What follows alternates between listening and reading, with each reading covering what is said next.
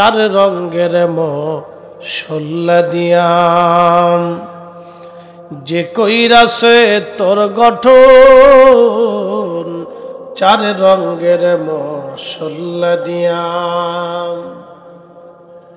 আগুন পানি মাটি বাতাস একই যোগে করিয়া প্রকাশ। আগুন পানি মাটি বাতাস একই যোগে করিয়া প্রকাশ।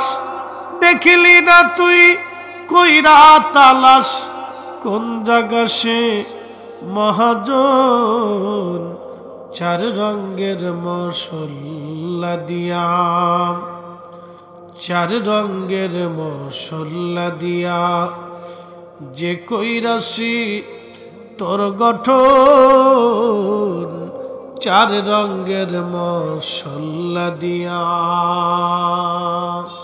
নাস্তিকদের উত্তর হচ্ছে, আমরা দুনিয়াতে আসছি, আপনাদের সামনে যিনি বক্তব্য দিচ্ছেন তিনি একজন ব্যক্তি, তার বডি, তার বেসিস, তার এই হাত চোখ কানগুলি বাহ্যিক যে স্বরূপ, এটাকে আঞ্চলিক ভাষায় আমরা সাধারণত কায়া বলে থাকি। এই যে বডি, এই বডিটা আল্লাহর একটা সৃষ্টি, কিন্তু এই বডির ভিতরে অরিজিনাল যিনি জহিরুল ইসলাম ফরিদি আছেন তিনাকে কি দেখা যায়? দেখা যায় না। তিনাকে কখন আল্লাহ ভিতরে দিলেন তাও দেখা গেল না, যখন নিয়ে যাওয়া হবে তাও দেখা যাবে না। আজ পর্যন্ত দুনিয়ার বহু মানুষের মৃত্যু হয়েছে, বলেন মরণের সময় লোকটা যখন আজরাইল নিয়ে যায় তারে দেখা যায়, কিন্তু সে মৃত্যুবরণ করতেছে। মরণ সত্য, মৃত্যুটা সত্য, আজরাইল দেখা যায় না, কিন্তু আজরাইল আসতেছে, নিয়ে যাচ্ছে। যিনি নিলেন তিনি আজরাইল, যাকে নিলেন তিনি জহিরুল ইসলাম ফরিদি। বডি পরে রইল, কিন্তু অরিজিনাল জনকে নিয়ে চলে গেলেন। বডি পরে রইল, কিন্তু অরিজিনাল জনকে নিয়ে গেলেন। যিনি নিলেন তিনি আজরাইল, যার কাছে নিলেন তিনি রব্বুল আলামিন। তা আজরাইলও দেখা গেল না, যাকে নিল তাকেও দেখা গেল না, যে মৃত্যুর মাধ্যমে হলো সেই মৃত্যু দেখা গেল না, শুধুমাত্র বাহ্যিক সুরত আপনি দেখলেন। তো যে নিল তারও দেখা গেল না, যারে নিল তারও দেখা গেল না। তার মানে তাহলে আল্লাহ দেখতে চান কেমনে? যিনি এগুলি সৃষ্টি করলেন তাকে কি করে দেখতে চান? আল্লাহু আকবার। প্রিয় বন্ধুরা আর মুসলমান, মাইকের আওয়াজ যত দূরে যাচ্ছে কথাগুলি ভালো করে বুঝে যাবেন। এই দুনিয়া কিছুই না, দুনিয়া একটা ধোঁকা, দুনিয়া একটা পরীক্ষার জায়গা। সামান্য সময়ের জন্য আমরা আসছি। আপনারা শিক্ষিত সমাজ, আল্লাহর কালাম অবশ্যই ভালো করে বুঝবেন। এরপর আল্লাহ বলেন ফাআহইয়াকুম, তোমাদেরকে আমি আল্লাহ জীবন দিলাম।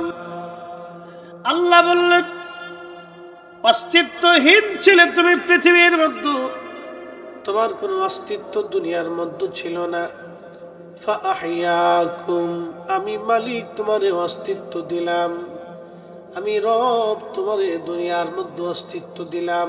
কি করে অস্তিত্ব দিলাম? বাদা আল খালকুল ইনসানি মিন তুরাব, আমি মানুষের সৃষ্টির সূচনা করেছি মাটির মাধ্যমে। সুম্মা জাআলা নাসলাহু, নসল আমি বৃদ্ধি করেছি। সুলালাতিম মিন মাইম মাহিন, আমি মানুষের বংশধারা তৈরি করলাম এক পানির মাধ্যমে। একবার জোরে বলা যাবে কি আল্লাহু আকবার।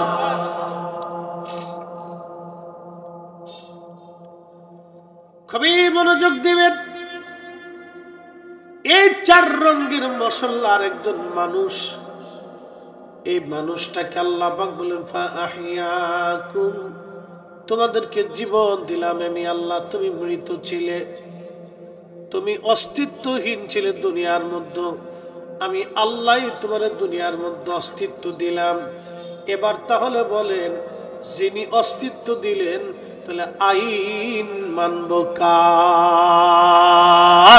জোরে বলেন কার? যিনি অস্তিত্ব দিলেন তার আইন মেনে চলতে হবে, তার বিধানগুলি মেনে চলতে হবে, তার কথাগুলি মেনে চলতে হবে। তিনি কোরআনের মধ্যে যাহা যাহা হারাম করেছেন, আমরা যত পীর মুরিদ আছে সবার জন্য সেটাই হারাম। তিনি যেটা হালাল করেছেন, আমরা যে পীরের মুরিদ হই সবার জন্য সেটাই হালাল। কথা ঠিক কিনা? না কোনো পরিবর্তন আছে? কোনো সুযোগ নেই। আমরা যে পীরের মুরিদ হই, কোরআন শরীফে যেটা আল্লাহ হালাল করছে সেটা হালাল। আমরা যেই পীরের মুরিদ হই, আল্লাহর কোরআনে যেটা হারাম করছে সেটা হারাম। আমরা যেই পীরের মুরিদ হই, আল্লাহ যেটা করতে বলেছেন করতেই হবে। আমরা যেই পীরের মুরিদ হই, আল্লাহ যেটা ছাড়তে বলেছেন ছাড়তে হবেই। কোনো পরিবর্তন নেই। লা তাবদীলা কালিমাতিল্লাহ, আল্লাহর কালামের কোনো পরিবর্তন হয় না। কি চমৎকার আল্লাহর কথাগুলি তোমাদেরকে জীবন দিলাম। কিভাবে? সুলালাতিম মিন মাইন মাহিন, ধাবমান পানি থেকে, যেটা পুরুষের পৃষ্ঠ থেকে বের হয় এবং নারীর বক্ষ থেকে আসে। এই পানির ভিতরে শুক্রাণু ডিম্বাণু থেকে এই ফরিদি সাহেবের অস্তিত্ব মায়ের রেহেমের ভিতরে আল্লাহ দিয়ে দিলেন। হাত দিলেন, চোখ দিলেন, কান দিলেন, নাক দিলেন, দেহ দিলেন, চেহারা দিলেন, চুল দিলেন, দাঁত দিলেন। আল্লাহ মাহুল বায়ান, আবার আল্লাহ ভাষা দিয়ে দিলেন। কাউরে আল্লাহ বোবা বানাইছে, কাউকে মালিক অন্ধ বানাইছে, কাউরে আমার আল্লাহ ল্যাংড়া বানাইলো, কাউরে আমার আল্লাহ ধনী বানাইলো, কাউরে আল্লাহ দরিদ্র বানাইলো। অনেকেই দরিদ্র ব্যক্তি মনে মনে চিন্তা করে, আল্লাহ তুমি যদি আমার ধনী বানাইতা তাহলে আমি কোটি কোটি টাকা মানুষের দান করতাম। এরকম অনেকেই চিন্তা করে। সে জানে না তারে আল্লাহ ধনী বানাইলে সে ফেরাউনের মতো তো হয়ে যাইতে পারত। কি কথা কন নাকি? সে জানে না যে তারে আল্লাহ ধনী বানাইলে এতে ফেরাউনের মতো হইতে পারত, ফেরাউন হয়ে যেতে পারত। এই জন্য আল্লাহ তারে ধনী বানান নাই। প্রশ্ন রাখবেন মুফতি ফরিদি, আল্লাহ কেন ধনী দরিদ্র বৈষম্য করলেন, ল্যাংড়া কানা বোবা করে আল্লাহ বানাইলেন? কারণ কি? আদম নবীর আল্লাহ সৃষ্টি করলেন। সৃষ্টি করার পরে আদম আলাইহিস সালাতু ওয়াস সালামকে জান্নাতের ভিতরে আমার আল্লাহর কুদরতি হাত আদম আলাইহিস সালামের পৃষ্ঠদেশে আল্লাহ রাখলেন। সেই দিন আমি আর আপনি, মজুমদার সাহেব থেকে শুরু করে আমরা সবাই, কালিয়াপুরি ভাই থেকে শুরু করে হাফেজ সাহেব, ওলামা ইকরাম, মুসল্লি ইকরাম, মুরব্বিন ইকরাম, আপনারা যারা আছেন, বরুরাবাসী, পৃথিবীর সমস্ত বান্দাগুলির রূহগুলি হযরত আদম সফিউল্লাহর সামনে উত্থাপন হইল। আবার কমাইলেন কে মাইক? কি জ্বালার জ্বালা, খালি গুতাগুতি করে। যেমনি সেমনি রাখেন কাইম ভাই, আগের মতো রাখেন, আগেরটাই বালা। একসাথে বলি না আল্লাহু আকবার। বলছে কি প্রত্যেকদিন 3টে 4টে করে, কালকে 3টে করছি, তার আগের দিন 4টে করছি, তার আগের দিন 3টে করছি, তার আগের দিন 4টে করছি, আজকে 3টে। তারপর জমা পড়াইছি। তো সিল্লি ফেলা তো কম না, ঘুম ঠিক মতো নাই, খাওয়া ঠিক মতো নাই, ঠান্ডা লেগে গেছে। আর প্রত্যেকদিন তো ওয়াজ কম না, সবাই খালি কে হুজুর আরেকটু করে, আরেকটু করবার যে আমার জান শেষ। কিছু করার নাই তো। এখন তো সবারই প্রোগ্রাম, যেমন আজকের প্রোগ্রামে চাইছিলেন পরে, কিন্তু আমার সুযোগ নেই। এখান থেকে আবার নারায়ণগঞ্জে দূরত, তো বাদমাগের কথা আসতে হইব। মজুমদার সাহেব কায়েম বাইরে দর্শক না, ফরিদি সাহেব আসতে করে। এখন কিছু মানুষের কথা তো রাখতে হবে। আল্লাহর বান্দারা মহাব্বত করে মাহফিল করে, তারা চায় যে আমাদের কথাগুলি মানুষ যাতে শুনে। কথা ঠিক কিনা? এটা তো ভিন্ন কোনো ক্রেডিটের জন্য করা হয় না। চেয়ারম্যান মেম্বারি দুনিয়াবি টেন্ডার ফেন্ডার টাকা পয়সা টিন মিন বরাদ্দ টরাদ্দ গম জব এগুলির জন্য তো না। শুধু যারা করেন তারা ইখলাসের সাথে করে যে আমরা পুরুষরা যাতে কবরে শান্তিতে ঘুমায়। কি কথা কর না ঠিক কিনা? তাদের কবরে যাতে নেকি পৌঁছায়, মানুষ যাতে দিনের দুটি কথা শুনিয়ে ইসলামের দুটি কথা শুনে তারা যেন আমলে পরিণত করে, আল্লাহ রসুলের মহাব্বতের দিকে যাতে রুজু হয়, এই জন্য তাদের এই প্রচেষ্টাগুলি। তো এই জন্য আমাদেরকে এই সুযোগ আসতে হয়। অনেকে ভাবে হুজুররা মনে হয় এই যে এই মাহফিল করে বেড়াইতেছে, খুব ধান্দা করে বেড়াইতেছে। বিষয়টি এরকম না। আমার তো এত শখ লাগে নাই। আমার তো রেস্টের প্রয়োজন, ঘুমানোর দরকার, আমার স্ত্রী পুত্র পরিজনে একটু সময় দেওয়ার দরকার। আমার তো মন চায় বাচ্চাদেরকে নিয়ে একটু ঘুরতে বেড়াই। কিন্তু জানেন, বছরে শুধু রমজান ছাড়া বাচ্চাদেরকে সময় দেওয়ার সুযোগ থাকে না। আর মানুষের আবদার রাখতে হয়, হুজুর আসতে হবে। তো এই আসা যাওয়া দিয়ে এগুলি দিয়ে চলতেছে। যাক আলহামদুলিল্লাহ, সব কিছু মিলেই দুনিয়া। আল্লাহ রব্বুল আলামিন, একজন দিয়ে আরেকজন আল্লাহ চালায়। কথা কন নাকি ঠিক কিনা? আল্লাহ রব বান্দারে দিয়ে মাছেরে চালায়, মাছ দিয়ে বান্দারে চালায়, গরু দিয়ে মালিকরে চালায়, মালিক দিয়ে গরুরে চালায়। মালিক গরু ফালে, গরু মালিকরে দুধ দেয়, হৃষ্টপুষ্ট হয়, ওটা বিক্রি করে অর্থবান লাভবান হয়। একজন দিয়ে আল্লাহ একটা দিয়ে আরেকটারে চালায়। উপস্থিতি মালিক আমাদেরকে জিন্দা বানাইলেন, জীবন দিলেন। আমাদের এই বডিটাকে আল্লাহ রাব্বুল আলামিন চারটে পদার্থ দিয়ে বানাইছেন। আব, আতশ, খাক, বাত। সাদুর আসরারে গাউসে পাক লিখছেন, আব, আতশ, খাক, বাত, আগুন, পানি, মাটি, বাতাস। এজন্য আমরা মারা যাওয়ার পরে আমাদের বডি মাটির সাথে মিশে যায়, এই আবহাওয়ার সাথে মিশে যায়, পানির সাথে মিশে যায়, বাতাসের সাথে দুর্গন্ধ ছড়িয়ে মিশে যায়, মাটির সাথে মিসমার হয়ে যায়। কিন্তু শুনলে খুশি হবেন, নবীদের দেহ মাটিতে খায় না, মাটি পচে না।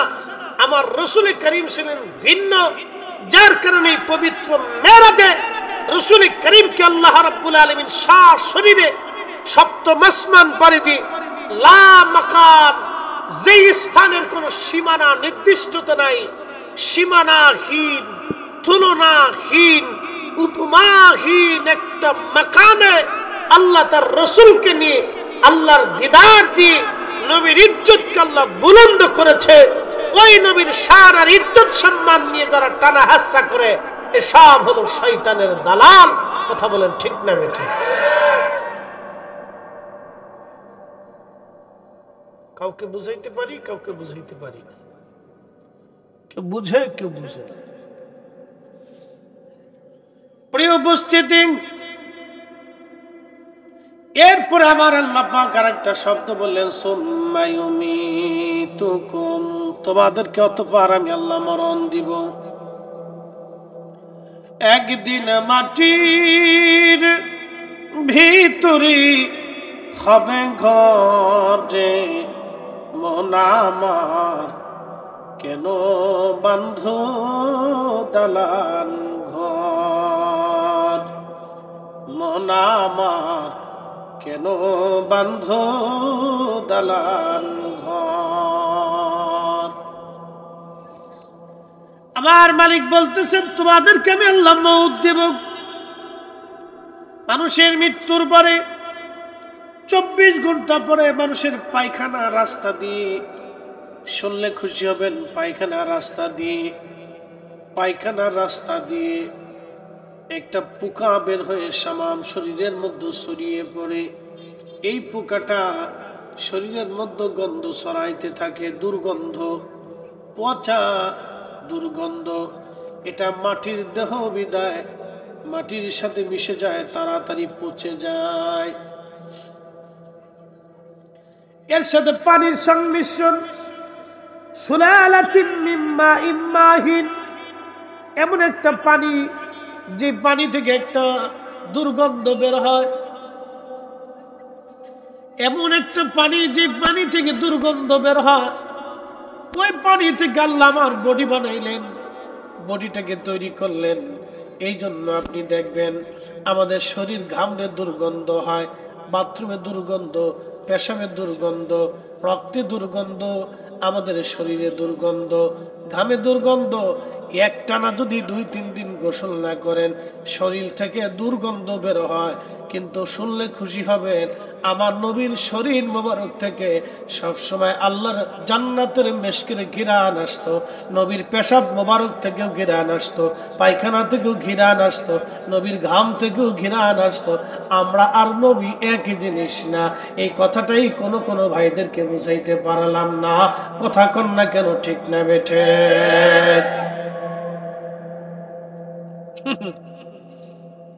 এই তুলনাটা, এই আকলটা অনেকের আহলের ভিতরে নেই। আহলের ভিতরে কুত্তায় ফেসাব করে দিচ্ছে। কি কথা কন না কেন? দুঃখের সাথে বলছি, আমি কথা বলতে যাবো কেন যে তারা হলে কুকুরে পেশাব করছে? আমি কেন বলবো? দুঃখে পড়ে বলতেছি, কেউ খালি পড়ি ভাই, কষ্টে পড়ে বলতেছি। কোরআনের তাফসীর তো আমরাও পড়ি। এই সহজ বিষয়টা আমরা কেন বুঝি না? সুলালাতিন মিন মাইন মাহিন, একটা মানুষের নির্যাস, শরীরের নির্যাস থেকে একটা পানি বের হয়, তো গন্ধ, দুর্গন্ধ আসে। ওখান থেকে আল্লাহ মানুষ সৃষ্টি করছে।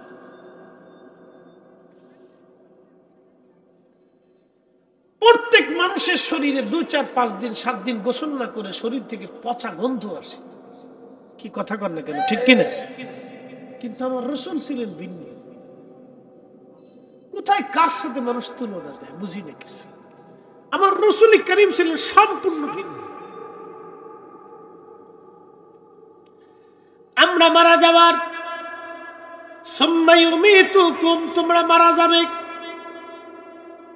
আমরা মারা যাওয়ার পরে 24 ঘন্টা পর শরীর থেকে পচা গন্ধ বের হতে থাকে। কিন্তু আমার নবীর ইন্তেকাল হয়ে গেল।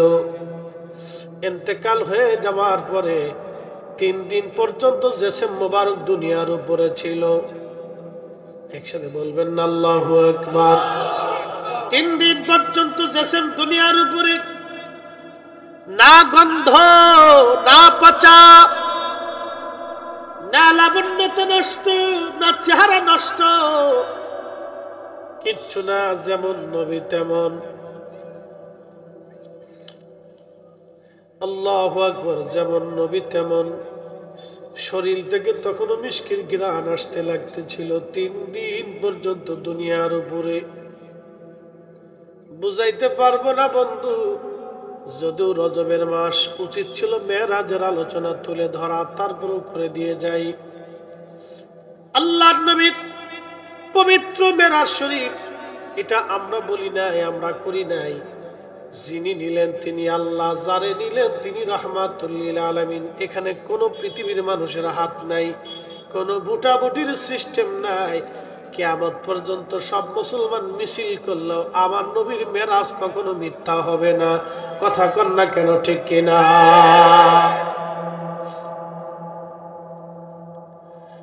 আল্লাহর নবী ঘুমিয়ে আছেন হাতিমে কাবায়। উম্মে হানির ঘর ছিল হাতিমে কাবার সাথে। ঘরের মধ্যে নবী ঘুমায়। জিবরাইল আমিন আসছে নবীকে নিয়ে যাওয়ার জন্য। আল্লাহর নবী ঘুমাচ্ছিলেন। আবার অনেকেই বলবে রজব মাসের 26 তারিখ দিন যায় মেরাজ হয়েছে। এই নির্দিষ্ট কোনো দিন তারিখ নাই। এগুলো আর এক প্রকারের শয়তান। তারা মেরাজকে বিতর্কিত করার জন্য এগুলি নানান যুক্তি তর্ক তালাশ করে। মনে রাখবেন, জেনে রাখবেন, অধিক মতামত হলো নবীর মেরাজ 26শে রজব দিন যে রাত্রিবেলা হয়েছে। অধিক আলেম যেই মত দিয়েছে আমরাও সেই মত দেব। 2-4টা সুটকা ফুটকা মৌলবীর ফতোয়া মানার টাইম আমাদের নাই। কথা কন না কেন, ঠিক কিনা?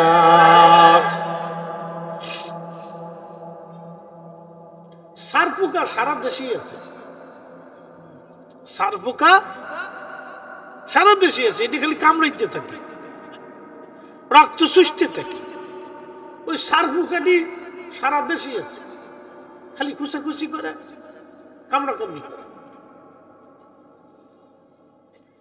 26শে রজব দিন যে রাত্রিবেলা পবিত্র মেরাজ, এটাই সঠিক, এটা বিশুদ্ধ। আজ থেকে 550 বছর আগে ইমাম হযরত আসকালানি, ইমাম জালালউদ্দিন আসসুয়ুতি, মুল্লা আলী কারি মাক্কি, পৃথিবীর বড় বড় আইম্মে کرام এটাই ঠিক।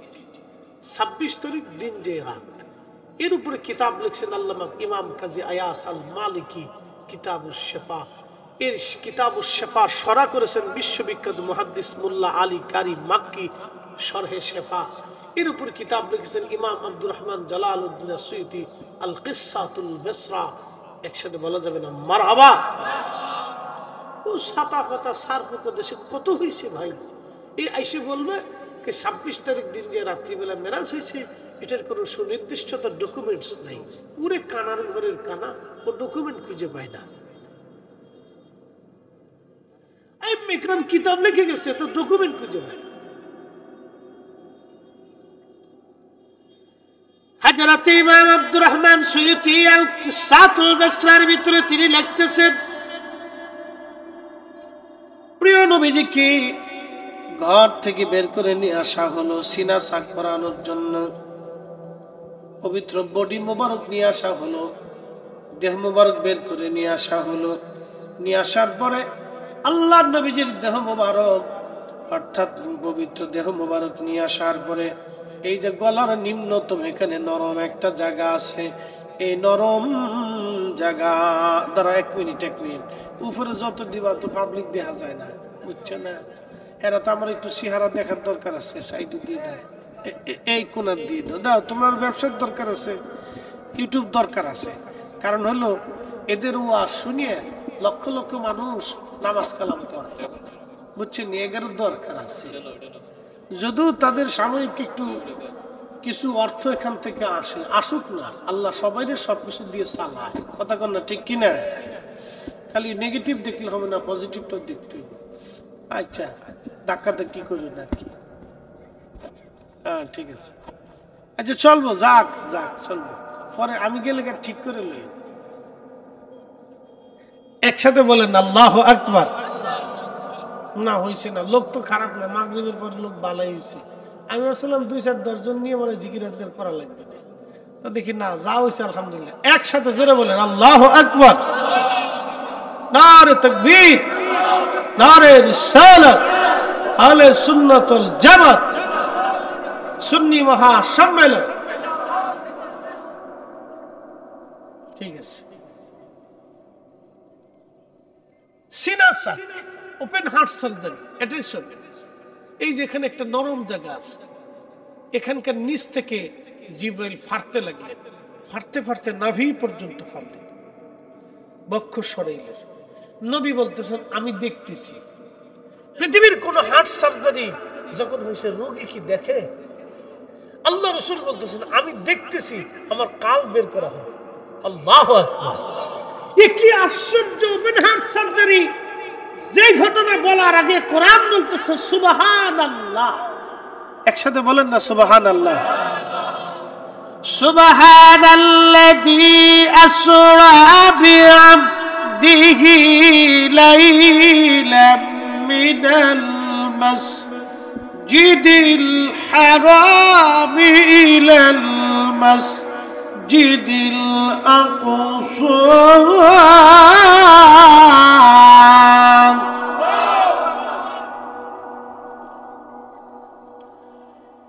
যেই ওয়াজ শুরু করার আগে আমার মালিক আমার আল্লাহ সুবহানাল্লাহ শব্দ বললেন। সুবহানাল্লাহ নিজেই আল্লাহ বলেছেন।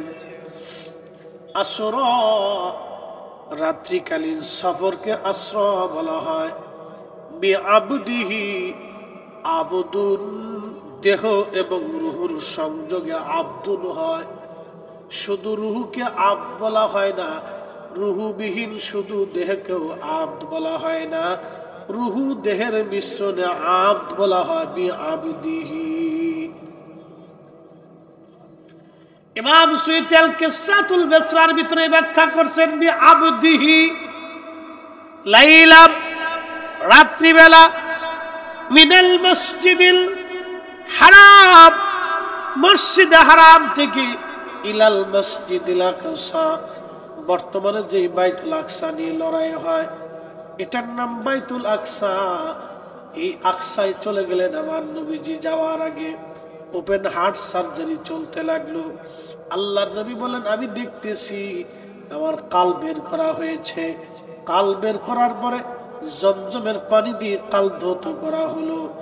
আমার কাল ধৌত করা হলো, তার মানে এটা না নবীর কালবের মধ্যে গুনাহের ময়লা ছিল, আবর্জনা ছিল। বিষয়টা এইরকম না, কারণ এই কালবের ভিতরে 30 পারা কোরআন আল্লাহ নাজিল করেছেন। 114টি সূরা আল্লাহ ওই কালবের ভিতরে দিয়েছেন। একবার জোরে বলা যাবে কি সুবহানাল্লাহ? 114টা সূরা। কয়টা? শোনেন, আমি যদি শুধু তাফসীর আপনাদেরকে বুঝাই আজকে আশ্চর্য লাগবে। 114টা সূরা। এখানে যে কালাম দেখতেছেন এটা কাগজের মধ্যে লেখা, কিন্তু কালামটা কার? এই কথাগুলি কার? দুনিয়ার পৃথিবীর কারো কথা না, কিন্তু এটা সব আল্লাহর জবানের, কুদরতি জবানের কথা, ঠিক কিনা? এই যে বলতেছেন সুম্মা ইউমীতুকুম, তোমাদেরকে মৃত্যু দিব। তো 1450 বছর আগে কোরআনে বলতেছেন তোমরা মৃত্যুবরণ করবা। আজও পর্যন্ত কেউ পৃথিবীতে বেঁচে থাকতে পারে না। কি কথা কর না কেন? তাহলে কোরআনের একটা শব্দ কি কখনো মিথ্যা হয়েছে? এরপর আল্লাহ বলতেছে সুম্মা ইউহয়ীকুম, তোমাদেরকে আবার আমি আল্লাহ জীবন্ত করব। ওই মাটি থেকে উঠাইয়া কবরে প্রশ্ন করব, কবরে ওইখানে রাইখে আবার হাসরের মাঠে আমি তোমাদেরকে উঠাবো, তোমাদেরকে আবার জীবন দিব। বিচার আচার সালিশ দরবার যা আছে কইরিয়ে মারপিট দিয়ে একবারে বাটাম সালাম টালাম দিয়ে, আর যারা ভালো কাজ করে আসবা তাদেরকে জান্নাত দিয়ে দিব, সুখময় স্থানে দিব। আর ভালো কাজ যদি না করো তাহলে কায়দা মতো বাটাম সালাম দিব। বুঝতে পারছেন? সুম্মা অতঃপর ইলাইহি তুরজাউন, তোমরা ওই আল্লাহর কাছে ফিরে যাবা যে আল্লাহর কাছ থেকে আইছো। আমরা ছিলাম কার কাছে? আবার ফিরে যাব কার কাছে? আল্লাহর কাছে। যখন ছিলাম তখন গুনাহ খাতা কিচ্ছু ছিল না। এখন আল্লাহর কাছ থেকে ফিরে যাওয়ার সময় কিছু গুনাহ নিয়ে দিতেছি, কিছু মিশে কথা, কিছু ওয়াকাম কুকাম, কিছু মানুষ ঠকানো, নামাজ ছেড়ে দিছি, রোজা ছেড়ে দিছি, হজ ছেড়ে দিছি, যাকাত ছেড়ে দিছি, ভাই ঠকাইছি, বোন ঠকাইছি, সন্তান ঠকাইছি, পিতামাতা ঠকাইছি, প্রতিবেশী ঠকাইছি, আত্মীয় ঠকাইছি, এতিম ঠকাইছি, মালে কম দিছি, খাবারে ভেজাল দিছি, মিথ্যা কথা বলছি, মারামারি করছি, গুতাগুতি করছি, গীবত করছি, তহমত করছি, এই অন্যের ক্ষতি করছি, ক্লিকবাজি করছি। কি কথা কর না, ঠিক কিনা? এই সব কিছু নিয়ে আল্লাহর কাছে গেলে আল্লাহ বলে, বান্দা কি নিয়ে এসো? আল্লাহ চুরি করছিলেন। ছিলাম কার কাছে? যাব কার কাছে? তো আল্লাহর কাছে যাইয়ে কি সামনে নিয়ে কি দাঁড়াবেন? কি নিয়ে দাঁড়াবেন? আল্লাহ এই যে এগুলি নিয়ে এসেছি, কি নিবেন? আল্লাহ বলছেন আইয়ুকুম আহসানু আমালা, আহসানু আমালা, আহসানু আমালা। তুমি ভালো আমল নিয়ে আসো, ভালো কাজ নিয়ে আসো, ভালো কাজ নিয়ে আসো। ভালো কাজ করার জন্য ভালো মন লাগে। কি লাগে? ভালো একটা মন লাগে, ভালো একটা নফস লাগে।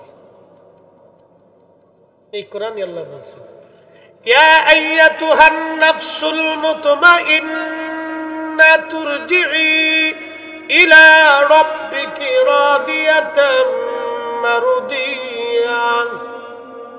এই যে ওলি, ওলি বুঝাইতে হলে বেশি দলিল লাগে না, এই এক আয়াতের দলিলই চলে।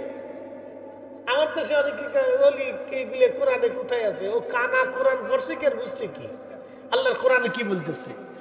ইয়া আইয়াতুহান নাফসুল মুতমাইন্না তুরজিই ইলা রাব্বিকি রাদিয়াতাম মারদিয়া ফাদখুলি ফি ইবাদি ওয়াদখুলি জান্নাতি। আল্লাহ বলেন, হে নফসে মুতমাইন্না, মানে প্রশান্ত আত্মা, সুস্থ আত্মা, ভালো আত্মা, নামাজ পড়ছো, রোজা করছো, জিকির করছো, হক হালাল মতো চলছো, ক্লিকবাজি করো নাই, রিয়া, কামনা, বাসনা, আশা, আকাঙ্ক্ষা, অহংকার, অহমিকা, হিংসা, বিদ্বেষ যাবতীয় কুরিপু থেকে তুমি নিজেকে মুক্ত রেখে আমি আল্লাহকে খুশি করছো। ইরজিই ইলা রাব্বিকি রাদিয়াতাম মারদিয়া, তুমি আমার সন্তুষ্টির দিকে আসো, আমি তোমার উপরে সন্তুষ্ট, আমি তোমার উপরে খুশি। খাজা বাবা আজমিরির উপরে আল্লাহ খুশি, খাজা বাবা আজমিরির আত্মার উপরে আল্লাহ খুশি, হুজুর গাউসে পাকের আত্মার উপরে আল্লাহ খুশি, ইমামুল আজমের আত্মার উপরে আল্লাহ খুশি, সব সাহাবীদের আত্মার উপরে আল্লাহ খুশি। বলে দিলেন রব রাদিয়াল্লাহু আনহুম ওয়া রাদু আন যালিকা লিমান খাশিয়া রাব্বা, আমি আল্লাহ তোমাদের উপরে সন্তুষ্ট, তোমরা আমি আল্লাহর উপরে সন্তুষ্ট। ফাদখুলি ফি ইবাদি ওয়াদখুলি জান্নাতি, তোমরা আমার জান্নাতে চলে আসো, আমার সন্তুষ্টির জন্য আসো। হুজুর গাউসে পাকের উপরে আল্লাহ খুশি, খাজা বাবা আজমিরের উপর আল্লাহ খুশি, বাহাউদ্দিন নাশমান বুখারীর উপর আল্লাহ খুশি, মুজাদ্দিদ আল ফুসানির উপর আল্লাহ খুশি, 360 আউলিয়া বাবা শাহজালালের উপর আল্লাহ খুশি, খান জাহান আলীর উপর আল্লাহ খুশি, শাহ মাকদুমের উপর আল্লাহ খুশি, আইম্মে কিরামের উপর আল্লাহ খুশি, তাবিঈন তাবিঈনদের উপর আল্লাহ খুশি, উলামায়ে মুতাকাদ্দিমিন মুতাআখিরিনদের উপর আল্লাহ খুশি। কারণ তারা হচ্ছে নফসে মুতমাইন্না, আল্লাহর সন্তুষ্টি প্রাপ্ত আত্মা। যারা আল্লাহকে খুশি করেছে, এই আত্মা আল্লাহকে খুশি করেছে, এই আত্মা নফসে মুতমাইন্না, প্রশান্ত আত্মা।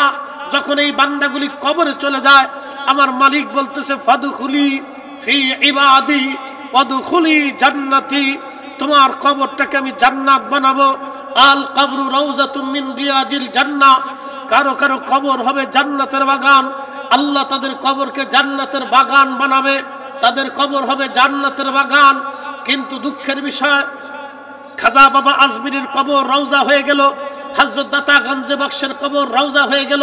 এই কোরআনের আয়াত অনুযায়ী, এই বিধান অনুযায়ী, আল্লাহর এই কোরআন যদি সত্য হয় তো আল্লাহর কালাম অনুযায়ী 360 আউলিয়ার কবর রওজা হলো, 4 ইমামের কবর রওজা হলো, 4 তরিকার ইমামের কবর রওজা হলো, অন্যান্য অলিদের কবর রওজা হলো, সাহাবীদের কবর রওজা হলো, তাবিদের কবর রওজা হলো, তাবিদের কবর রওজা হলো। আমার দেশের হারামজাদা রাসূলের কবর রওজা তালাশ করে পায় না, জুতা দিয়ে বাইরে গিয়া স্টেজ থেকে নামাইতে হবে। কথা বলেন ঠিক না বেঠে? ইচ্ছিতে ভালো বক্তব্য আমার কাছে আর কিছু নেই। কোরআন কোথা থেকে পড়ছি? কোরআন কোথা থেকে শিখেছি? কোরআন বলতেছে ফাদখুলি ফি ইবাদি ওয়াদখুলি জান্নাতি, তার কবরটাকে আল্লাহ জান্নাত বানায় দেন, জান্নাত বানায় দেন, জান্নাত বানায়। নবীর গোলামীর জন্য নবীর উম্মতের কবর যদি জান্নাত হয় তো রাসূলের কবর রওজা হবে না। এই কথা কোনো নাফরমানি অস্বীকার করতে পারে, নবীর কবরকে রওজা বলা যাবে না, এই সমস্ত বক্তব্য যারা দেয় এই সবগুলি ইহুদিদের দালাল, শয়তানের দালাল। কথা বলেন ঠিক না বেঠিক?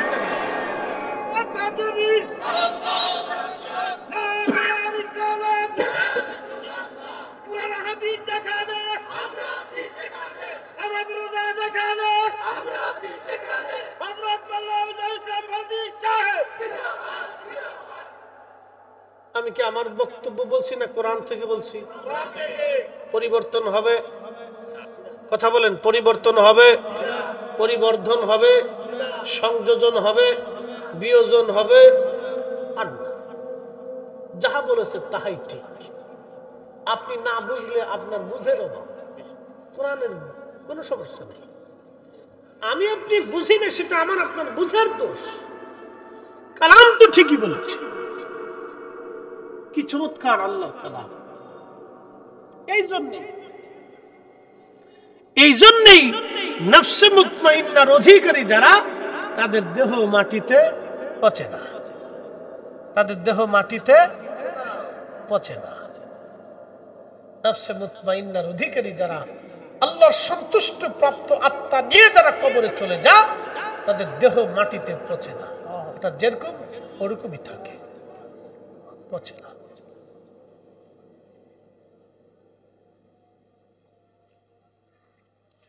বড়রার মুসলমান,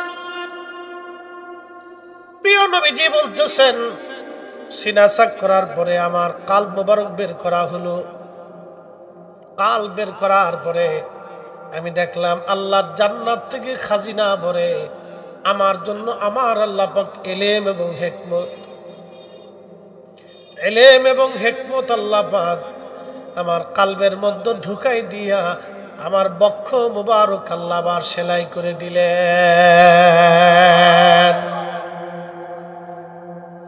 দিকে দিকে হাসি, লোকে লোকে খুশি, চল সে নবী মেরাজে, চলছে নবী মেরাজে। এ স্মৃতির দুলাল জাগে চাঁদ সিতারা জেগেছে, ধুলোকে ভুলোকে চলছে নবী মেরাজে।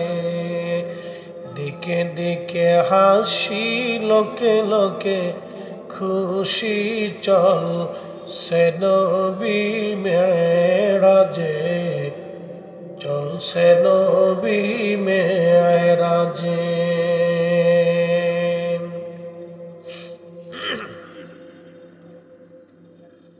বরুড়াবাসী প্রিয় নবী বললেন, বুরাক আনা হলো। এই বুরাক খচ্চরের চাইতে ছোট, গাধার চাইতে একটু বড় একটা প্রাণীর মতো। বুরাকটা লাফালাফি নাড়াচাড়া করে। জিব্রাইল ধমক দেয়, বলে, বুরাক তুমি কি জানো তোমার পিঠে আজকে কে চড়বে? হাবিবুল্লাহ, আল্লাহ যারা দাওয়াত করেছেন আর সে আল্লাহ নিয়ে যাওয়ার জন্য, তুমি বেয়াদবি কইরো না। নবীজি বলতেছেন, বুরাক ভয়ে চুপসে গেল। এমনই ভয় বুরাক পাইল, বুরাকের শরীরের পশমের গোড়া দিয়ে ঘাম বের হয়ে আসলো। ডরে ভয়ে ঘাম বের হয়ে আসছে, চুপসে গেল বুরাক। কেঁদে বলে, হুজুর, জিব্রাইল বেয়াদবির জন্য করি না, নবীর কদমে আমার একটা আরজি। আজকে যেইভাবে নবী আমার পিঠে চড়ে মেরাজ হবে, কিয়ামতের কোটি কোটি বুরাকের ভিড়ে আমার রসুল যাতে আমাকে ভুলে না যায়, ছেড়ে না দেয়। একবার জোরে বলা যাবে কি মারহাবা। বুরাকের পিঠে চড়ে শুরু হলো রওনা। নবীজি বলেন, হারাম থেকে আমি রওনা করলাম আকসার দিকে। যাবার সময় দেখি মারার তুবি মুসা ওয়া হুয়া ইউসাল্লি ফি কবরিহি, রাওয়াহু মুসলিম। আমি দেখলাম মুসা নবী কবরের মধ্যে দাঁড়াইয়া দাঁড়াইয়া নামাজ আদায় করতেছে। মুসা নবী নিজ কবরের মধ্যে রওজার ভিতরে দাঁড়াইয়া দাঁড়াইয়া মুসা আলাইহিস সালাতু ওয়াস সালাম নামাজ পড়তেছে। একবার জোরে বলা যাবে কি মারহাবা। মুসা নবী ইন্তেকাল করলেন হাজার হাজার বছর আগে। মুসা নবী হাজার বছর পরে নামাজ পড়ে কবরের মধ্যে। আল্লাহু আকবার। এটা অনেক বড় আশ্চর্য। বলে, হুজুর বুঝি না, বুঝার দরকার নাই, সব কথা বুঝতে হয় না, মেনে নিতে হয়। মায়ের পেটের মধ্যে বাচ্চা যেমন নিরাপদ থাকে, আল্লাহর ওলিদেরকে আমার আল্লাহ কবরের ভিতরে এরকম নিরাপদ রাখে। কি কথা কন না কেন, ঠিক কিনা? মায়ের রেহেমের ভিতরে আমাকে আল্লাহ যে এরকম নিরাপদ রেখেছে, পানির অভাব হয় নাই, খাবারের অভাব হয় নাই, পুষ্টির অভাব হয় নাই, সূর্যের আলোর অভাব নাই, একবারে ঠান্ডাও নাই, গরমও নাই, কোনো অসুবিধাই নেই। আমি মায়ের পেটের মধ্যে ছিলাম, আল্লাহ আমার সব কিছু করাইলেন, আল্লাহ সব কিছু আমার আপনারা দিয়ে দিলেন। মায়ের পেটের মধ্যে যেমন একজন বান্দাকে আল্লাহ নিরাপদ রাখে, আল্লাহর ওলি যারা, নবী যারা, তাদেরকে কবরের ভিতরে আল্লাহ ওই রকম নিরাপদ করিয়া দেয়। না না, একসাথে যারা বলেন না সুবহানাল্লাহ।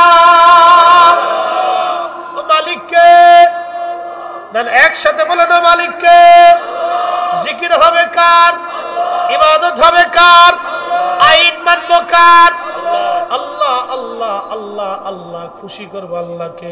এই জন্য আল্লাহ বলেন, কুল ইন্না সলাতি ওয়া নুসুকি ওয়া মাহইয়ায়া ওয়া মামাতি লিল্লাহি রাব্বিল আলামিন।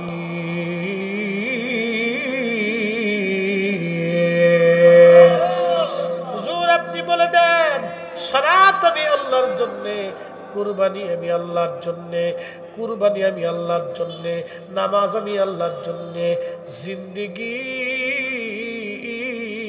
আল্লাহর জন্যে, আমাদের জীবন আল্লাহর জন্যে। বলে হুজুর এটা কেমন বুঝলাম না, আপনাদেরকে আর একটু পরিষ্কার করে বুঝাই, মনোযোগ দিয়ে কথাগুলি শুনবেন। অবরুরার মুসলমান, এই যে আপনারা ধান লাগান, যদি নিয়ত করেন আল্লাহ কিছু ধান আমি পাবো, এই ধান থেকে কিছু ধান আমি নিজে খাবো, কিছু ধান আমি অভাবী মিসকিনরে দেব,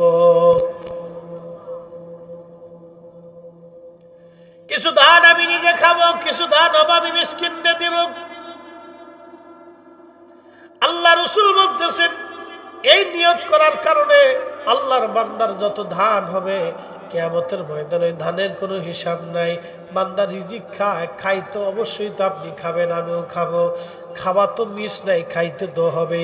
বান্দা যদি নিয়ত করে আল্লাহ তুমি আমার যে উত্তম উত্তম রিজিক দিবা, সুন্দর সুন্দর খাবার দিবা, আল্লাহ খাবার খাওয়ার পরে যেন আমি তোমার জিকির করি, তোমার ইবাদতে দিন কাটায়, তোমার গোলামিতে যেন আমার দিন চলে, আল্লাহ পুষ্টি দিয়ে যেন আমি শক্তি দিয়ে তোমার ইবাদতে কাটাই, এই চিন্তা যদি কোনো আল্লাহর বান্দা করে খাবার খায়, আবার এই নিয়ত যদি কোনো বান্দার অন্তরে থাকে, আল্লাহ রাসূল বলেন কিয়ামতের ময়দানে তার খাবারের কোনো হিসাব হবে না, কারণ এই খাবারটাও সে আল্লাহর জন্য খাইছে।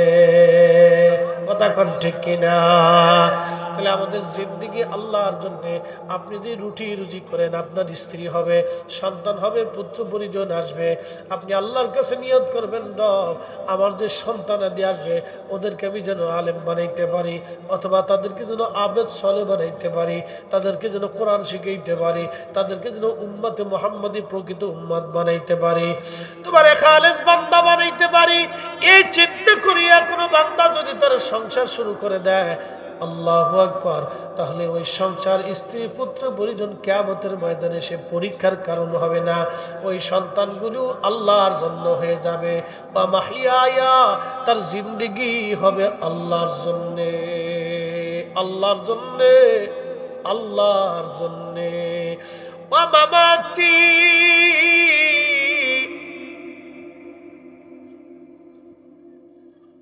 ঠান্ডায় যেতেছে, খাইল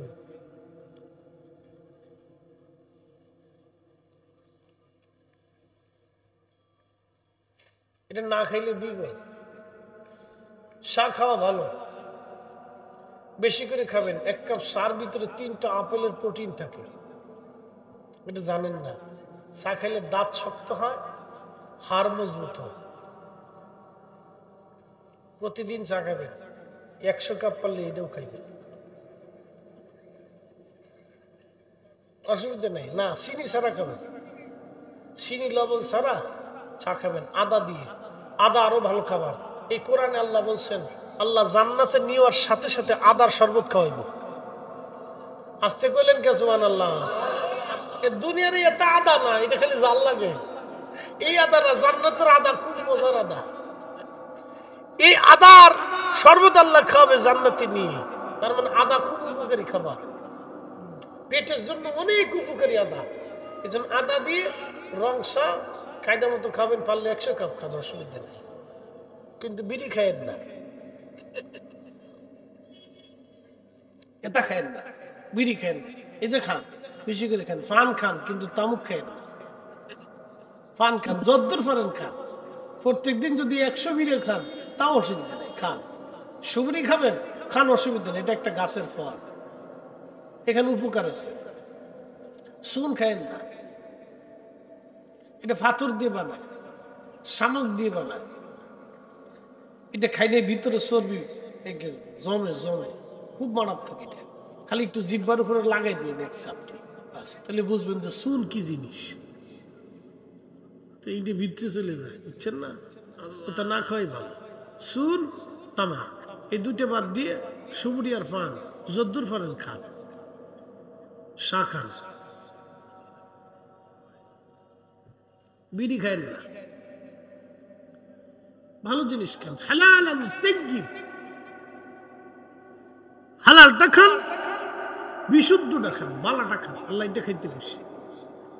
ফসা ফসা আমি যে খাইতে আল্লাহ নিষেধ করছি, ভালো জিনিস খাইতে বসে। কম খান কিন্তু ভালোটা খান। আল্লাহ কি চায় বান্দা দুঃখে থাকুক? যুহারাল ফাসাদু ফিল বাররি ওয়াল বাহরি বিমা কাসাবাত আইদিন নাস। জলে আর স্থলে বিপদ আর আপদ, মুসিবত আর বালা, এগুলি আমাদের দু হাতের রুজি। আল্লাহ জোর করে সাফাই দেয় না, আমরা নেই, এই কারণে আল্লাহ দেয়। কথা কর না, ঠিক কিনা?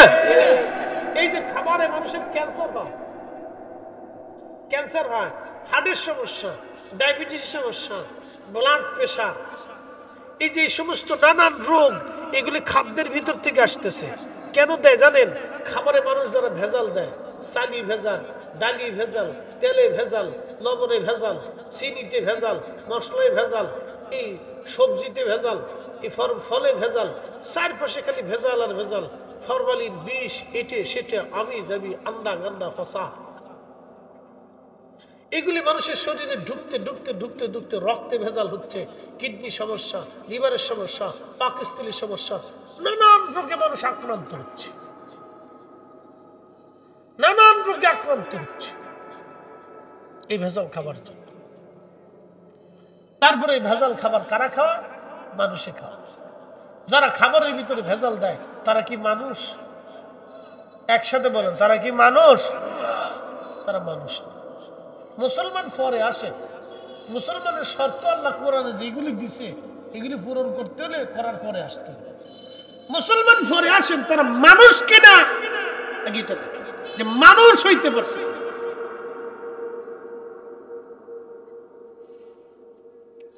বরুড়ার মুসলমান নবী বললেন, বাইতুল আকসায় উপস্থিত জিবরাইল আমিন আঙ্গুল দিয়ে পাথর ফুটা করিয়া জিবরাইল আলাইহিস সালাম বোরাকে রশি বাঁধলেন। বোরাকে রশি বাঁধিয়া আল্লাহর নবী বলতেছেন, আমি মসজিদে বাইতুল আকসায় ঢুকলাম। ঢুকার পরে দেখি হযরত ইব্রাহিম আলাইহিস সালাম দাঁড়ায় দাঁড়ায় নামাজ পড়তেছে। ইব্রাহিমকে দেখতে তোমাদের নবীর মতো দেখা যায়। আল্লাহর নবী আরো বলতেছেন, ও নবী আমার উম্মতের, আরে আমি দেখলাম ঈসা নবীও এক কোনায় দাঁড়ায় দাঁড়ায় নামাজ পড়ে। হযরত ঈসা নবীর ঘাড় বাবড়ি এই পর্যন্ত চুল ছিল, চুলগুলি এত সুন্দর যেন বে বে বে বে মুক্তার দানার মতো পানির ফুটা পড়তেছে, ঠিক ঠিক ঠিক ঠিক করে চুল। এত সুন্দর চুল তোমাদের নবী ঈসা নবীর চুল এত সুন্দর। আল্লাহর নবী বলতেছেন, উম্মত রে, ঈসা নবীরে দেখলাম মসজিদে বাইতুল আকসার এক কোনায় দাঁড়ায় নামাজ পড়ে। এখন প্রশ্ন করি, জবাব দিবেন। আল্লাহ কেন মেরাজটাকে আলোচনার আগে নিজেই সুবহানাল্লাহ বললেন? দেখেন, ঈসা নবীরা আমার আল্লাহ সশরীরে আসমানে নিয়ে গেছে। কি কথা কন না কেন, ঠিক কিনা? সশরীরে আসমানে নিলেন, সশরীরে মেরাজের রাত্রিবেলা আবার দুনিয়াতে পাঠাইলেন, আবার সশরীরে আসমানে নিয়ে গেলেন। আবার ঈসা নবীরে পৃথিবীর শেষ প্রান্তে হযরতে ঈসা নবীর ইমাম মেহেদীর জমানায় বর্তমান সিরিয়া, এরপরে লেবানন, লিবিয়া, ফিলিস্তিন, জর্দান, ওমান, এই অংশটাকে আগে শাম বলা হইতো।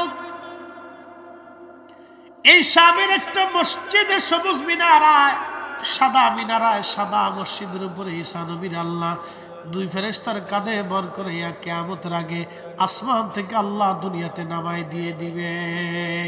সেই মসজিদটা ফিলিস্তিন বর্তমান বাইতুল আকসার আশেপাশে হবে। একসাথে জোরে বলবেন কি আল্লাহু আকবার। এই বেল্টের মধ্যে সেই মসজিদটা হবে।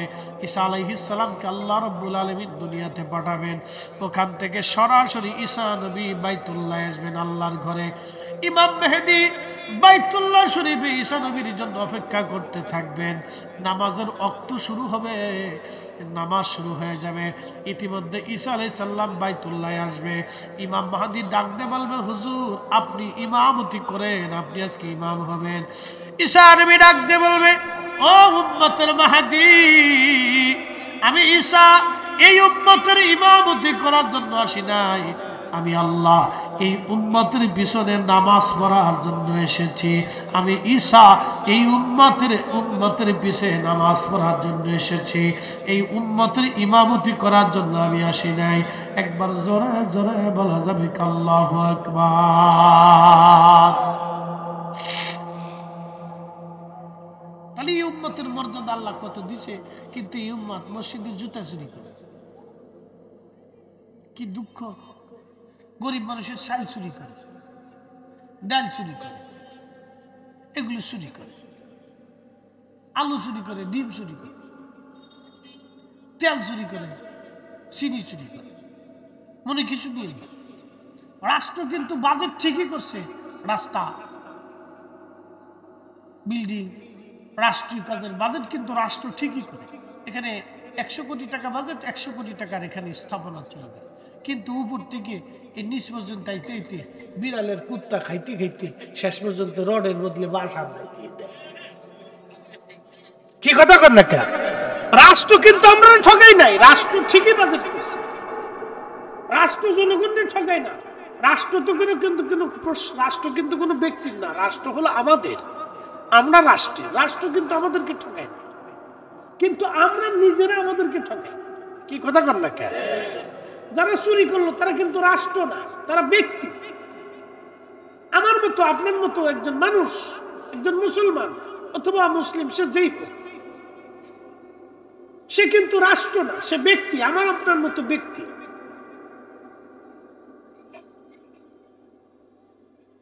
কিন্তু বড় আফসোস হচ্ছে সত্য যে আমরা মুসলিম, আমরা শ্রেষ্ঠ নবীর উম্মত।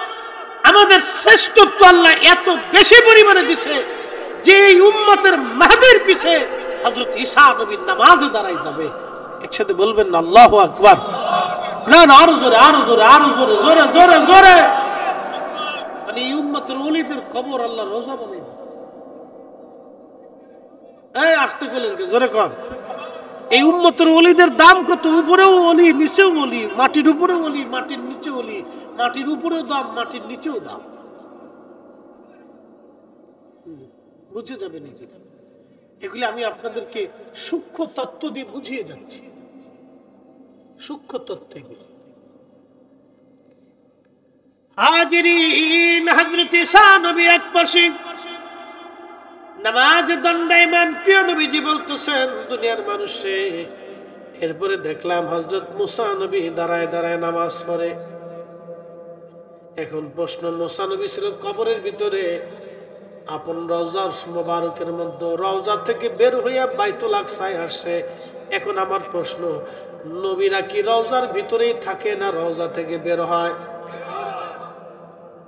জোরে, আরো জোরে। তার মানে বোঝা গেল আমাদের নবী আসে, এই উম্মতের মাঝেও নবী আসে। আসতে বলেন কেন? জোরে বলেন। বাস্তব প্রমাণ সহিহ বুখারীর কিতাবুর রুইয়া, মান রাআনি ফিল মানামি ফাকাদ রাআল হক। যে আমাকে স্বপ্ন দেখছে সে বাস্তবেই আমি নবী দেখছে। আমি ফরিদি সাহেবের স্বপ্ন অবাস্তব হবে, শুধুমাত্র স্বপ্ন থাকবে। রাসূল করিমের স্বপ্নটা বাস্তব হবে, শুধু স্বপ্নের মধ্যেই থাকবে না, এটা বাস্তবে পরিণত হবে। নবী বলছেন, আমি আসলে আমি নিজেই এসেছি, স্বপ্নে আমি দেখাইলে আমি নিজেই দেখিয়েছি। তার মানে উম্মতের মাঝে নবী আসে, নবী আসে, নবী আসে, আগামীতেও আসবে। নবী এসেছিল, নবী উম্মতের মাঝে আসে, আগামীতেও আসবে।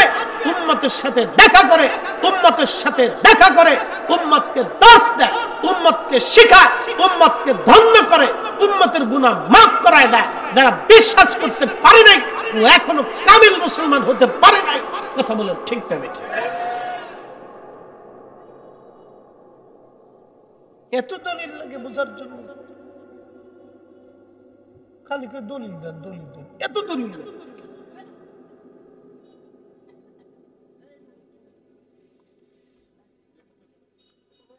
হাজিরিন, বরুণার মুসলমান, আল্লাহর নবী রাসূল করিম সাল্লাল্লাহু আলাইহি সাল্লাম বলেন, এরপরে দেখলাম 1,24,000 নবী রাসূল তশরিফ আনছে। আসতে হলো কেন জোরে বলেন? যারা যেখানে যে অবস্থায় ছিল সব নবীরা এসে তশরিফ আনছে। নবীরা উপস্থিত, কোন নবী আর বাকি নাই, সব নবীরা আসছে। জিব্রাইল ডাক দিয়ে বলেন, হুজুর একামত শুরু হয়ে গেছে, কার জন্য আর অপেক্ষা করবেন? ইয়া রাসূলুল্লাহ, আপনি আজকে সামনে দাঁড়ায় যাবেন, আজকের ইমামতিতে সব নবীরা আজকে আপনার পিছনে নামাজ আদায় করবে। আমার নবী ইমামুল মুরসালিন,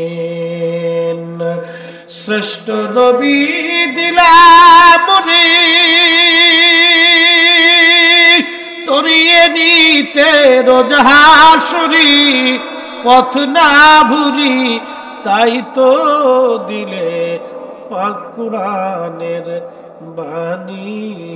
খুদা তোমার মেহেরবানি, সুন্দর ফুল সুন্দর ফল, মিঠা নদীর পানি, খুদা তোমার মেহেরবানি, খুদা তোমার মেহেরবানি।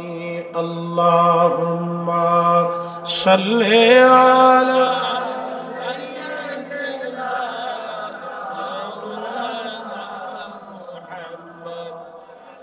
ওয়ালা আলি সাইয়্যিদিনা।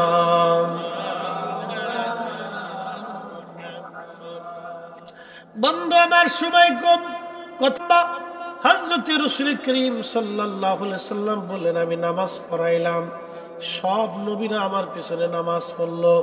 এখন প্রশ্ন করি, জবাব আজকে দিয়ে যাবেন। নামাজ কি মেরাজে যাওয়ার সময় হয়েছে না যাওয়ার মেরাজ থেকে আসার সময় হয়েছে?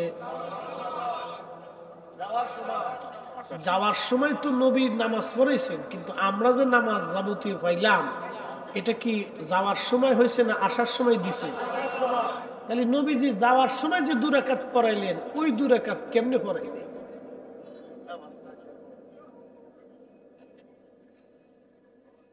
বুঝতে পারছেন? রসুলের এলেম নিয়ে যারা প্রশ্ন তুলে, ওদের মতো বুকা পৃথিবীতে আর একটাও নাই। এদের মতো বুকা পৃথিবীতে আর একটাও নেই। এই জন্য কোরআন বলতেছে, কামা আরসালনা, এই কোরআন আল্লাহ বলতেছেন, কামা আরসালনা ফীকুম রাসূলাম মিনকুম ইয়াতলু আলাইকুম আয়াতিনা ওয়া ইউযাক্কিকুম ওয়া ইউআল্লিমুকুমুল কিতাবা ওয়াল হিকমাতা ওয়া ইউআল্লিমুকুম মা লাম তাকুনু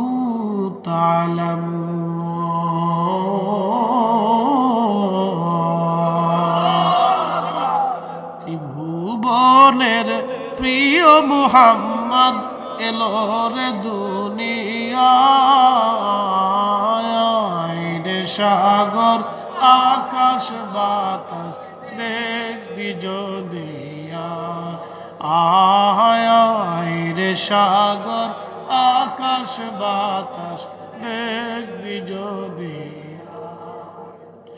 ধুলির ধরা বেহেশত আজ জয় করিল দিলুর লাজ, আজকে খুশির ঢল নেমেছে দুশোর সাহারায়, রে সাগর আকাশ বাতাস দেখবি যদি আয়, রে সাগর আকাশ বাতাস। আল্লাহুম্মা সাল্লি আলা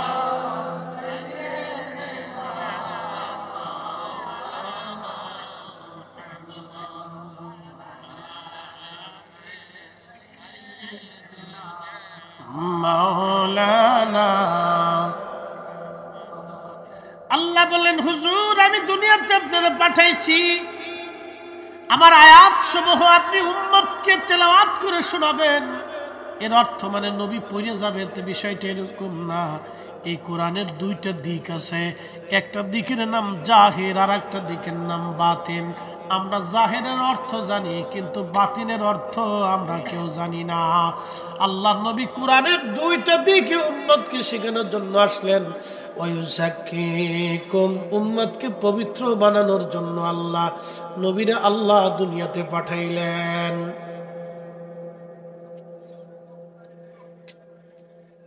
নবীর উম্মতের পর আল্লাহ বলতেছেন ওয়ায়ুআল্লিমুকুমুল কিতাব, আপনি উম্মতকে কিতাব শিখাবেন। অথচ আমার নবীদের জীবনে কোনোদিন একটা অক্ষরও কারো কাছ থেকে শিখে নাই। একসাথে বলবেন আল্লাহু আকবার। আমরা নবীর জীবনে কোনোদিন একটা অক্ষরও কারো কাছ থেকে শিখে নাই, কিন্তু আল্লাহর কোরআন বলতেছে হুজুর আপনি উম্মতকে কিতাব শিক্ষা দিবেন, ওয়াল হিকমা, এবং বিজ্ঞান শিখাবেন, হিকমত জ্ঞান, প্রজ্ঞা, মেধা, জ্ঞান, ইলম, বিজ্ঞান শিখাবেন। ওয়ায়ুআল্লিমুকুমুল মা লাম তাকুনু তা'লামুন, উম্মত যেটা জানে না সেটা আপনি উম্মতকে শিখাবেন। এখন আপনারা প্রশ্ন করতে পারেন, ফরিদি হুজুর আমার নবী কি মোবাইল বানাইতে পারছিল? দেখেন, প্রশ্ন নাকি করতে পারে। আমার নবী কি মোবাইল বানাইছেন না, ইউটিউব বানাইছেন না, ফেসবুক বানাইছেন না, পারমাণবিক বোমা বানাইছেন না, জাহাজ বানাইছেন না, রকেট বানিয়েছেন না, এই যে অপারেশন সিস্টেম, চিকিৎসা বিজ্ঞান নবী বানাইছেন? তাহলে নবী কি জানেন? নবীর চাইতে উম্মত বেশি জানে।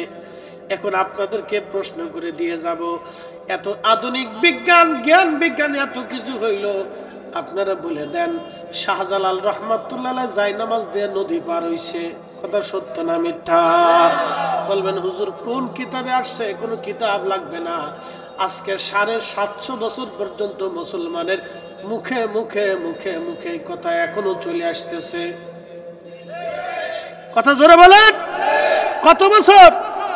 700 বছর, 750 বছর ধরে একটা কথা মুখে মুখে প্রচার হচ্ছে, উনি জায়নামাজ বিছে নদী পার হয়েছে।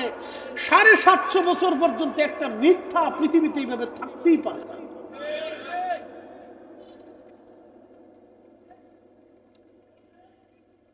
তাহলে জায়নামাজ বিছে শুধু উনি না, আবু মুসলিম আল খাওলানিও পড়েছেন, শুধু উনিও না, ইমাম শাফিও পড়েছেন।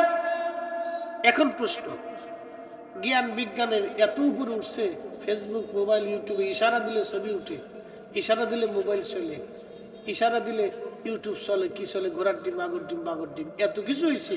তাহলে তোমরা নদীতে যাই নামাজ বিছিয়ে একটু নামাজ পড়ে দেখাও। এই কি আসতে পেলেন?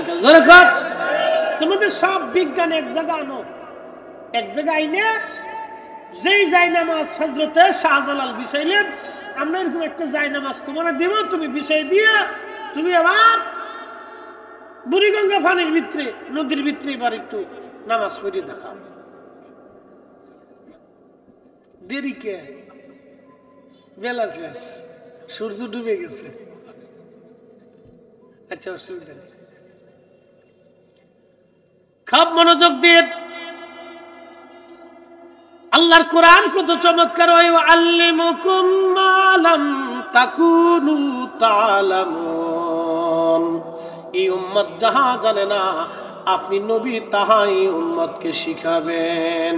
এই উম্মত জানতো না জায়নামাজ বিছে কেমনে নদী পার হওয়া লাগে, এই উম্মত জানতো না আকাশের বাতাসে কেমনে উড়ে যাওয়া লাগে, এই উম্মত জানতো না আকাশে ইশারা করলে বৃষ্টি পড়বে, এই উম্মত জানতো না আঙ্গুলের ইশারা করলে নদীর পানিগুলি উজানে রওনা করবে। কথা কন না, ঠিক কিনা? খাজা বাবা আজমেরি আনা সাগরের পানি একটা লোটার ভিতরে আনছে। ঠিক আসতে গেলেন কে? কোন সাগরের পানি? আনা সাগরের পানি, মানে 200 মন। আপনাদের ওই বদনার পানির মতো অনেক পানি না, কোটি কোটি মন পানি। তো কোটি কোটি মন পানি তিনি একটা লোটার ভিতরে আনছেন। এই বিদ্যা বিজ্ঞানরে বলেন যে তোমরা আইনে দাও। কি কথা কন না কে? তার মানে উম্মত যাহা জানে না নবী তাহা শিখানোর জন্য এসেছিল। কোরআনের তাফসীর দুইটা দিক, একটা জাহিরি আর একটা বাতিনি। বুঝতে পারছেন? এই জন্য আল্লাহ রসুলের ইলম নিয়ে যারা প্রশ্ন তুলে তারা বোকা। ওদের আহলের মধ্যে কুত্তায় পেশাব করছে, ঠিক আসতে পেলে পুলিশে ধরে নিয়ে যাবে। একসাথে বলেন, এটা সাক্ষ্য, ইমানের সাক্ষ্য। যারা বলেন ঠিক, আকল নষ্ট হয়েছে।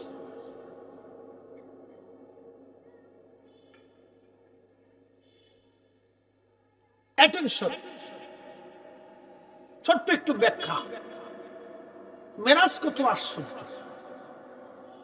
আমি আর আসমানের দিকে যাইতে পারবো না আজকে আসমানে যাওয়ার সুযোগ নাই।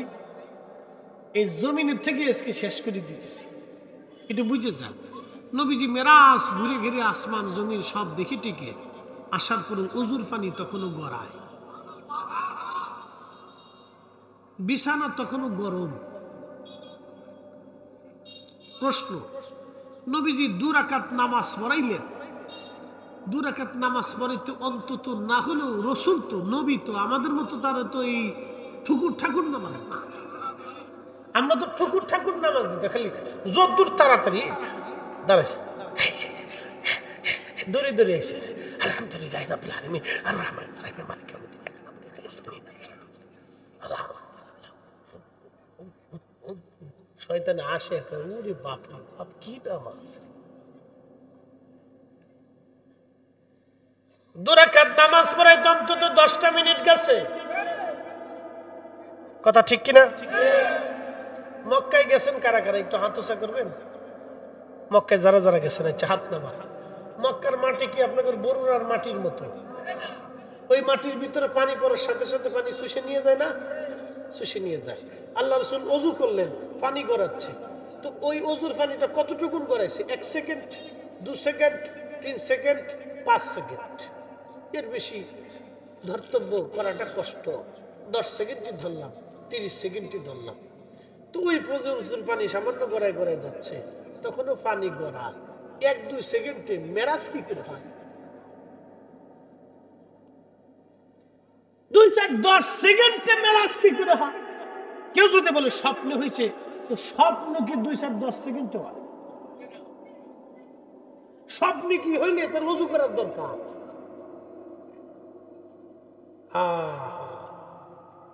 এখানেই তো রহস্য লুকানো। 1,24,000 নবীর সাথে নবীজি কর্মর্দন করলেন, মুসাফা করলেন, মুআনাকা করলেন, কুশল বিনিময় করলেন। আধা মিনিট করেও যদি একজন নবীর সাথে সময় দেয় তাহলে এই 60,000 মিনিট। সুবহানাল্লাহ কি বাড়ি যায়? 1000 মিনিট, 60,000 মিনিট। 60,000 মিনিটটা আপনি এবার ভাগ দেন, গুণ দেন, কত ঘন্টা? তখন ওযুর পানি গড়ায়। এর অর্থ হলো মেরাজ ঠিকই হয়েছে, ওযুর পানি তখনও গড়ায়, ঠিকই গড়াইছে। তামাম সৃষ্টিকে আমার আল্লাহ স্টপ করে দিয়ে শুধু আমার নবীর মেরাজ চলমান রেখেছে। হ্যাঁ, কথা বলেন ঠিক না বেঠে? রাসূলের মহান ইজ্জতের একটা অংশ। অতএব ওই নবীর ইজ্জত নিয়ে কোনো প্রশ্ন করা যাবে হতে পারে বুদ্ধিমান আকলওয়ালাদের জন্য, আশিক রাসূলদের জন্য কোনো প্রশ্ন নাই। কিন্তু আবু জাহেল মার্কা যারা, তারা প্রশ্ন করবে। কথা ঠিক কিনা? আবু জাহেলের মার্কা যারা, তারা প্রশ্ন করবে। উপস্থিতি অনেক ওয়াজ। আমি আপনাদেরকে সূক্ষ্ম পয়েন্টে মূল কথাগুলি আপনাদের সামনে উপস্থাপন করছি। বাকি আলোচনা ওলামা ইকরাম আছেন, 2 জন আজহারি আসতেছেন, আমার খুব প্রিয় মানুষ, আলহামদুলিল্লাহ। আমাদের এই সময়ে তাদেরকে প্রয়োজন ছিল। আল্লাহ যেন আমার আজহারি ভাইদেরকে হায়াতের মধ্যে তৌফিক বরকত দিয়ে দেয়, আমিন। তো তাদের আলোচনা আপনারা ইনশাল্লাহ শুনবেন। আর মজুমদার সাহেব তিনি সবাইকে নিয়ে এই মাহফিলটা রসুলের এশকে, নবীর ঈদে মিলাদুন নবীর মাহফিল। ওরা কয় আমরা বলে রবিউল আউয়াল মাসে খালি মিলাদুন নবী করি। আমরা যে রজব মাসে মিলাদুন নবী করি তার প্রমাণ হলো আজকে। কি কথা কন না কেন? আমরা রজবে মিলাদুন নবী করি, আশিকদের জন্য মিলাদুন নবী যে কোনো সময়। কি কথা কন ঠিক কি না? আশিকদের জন্য মিলাদুন নবী যে কোনো সময়, 12 মাসে যে কোনো সময় সে করতে পারে। আলহামদুলিল্লাহ, আজকে তার একটা বাস্তব প্রমাণ। আপনারা বসবেন, কথা শুনবেন, আমার জন্য দোয়া করবেন, মাহে রমজানের জন্য প্রস্তুতি নেন। দুনিয়া অল্প সময়ের জন্য, আল্লাহর কাছে আমরা আবার ফিরে চলে যাব, কিছুই নিয়ে যাওয়ার সুযোগ নেই। আমাদের আগের অনেক বক্তা কবরে চলে গেছে, আগামী দিন আমাদের পালা আসবে। মুসল্লিরাও চলে গেছে, আপনাদের পালাও সামনে আসবে। আমরা সবাই দুনিয়া থেকে চলে যাব।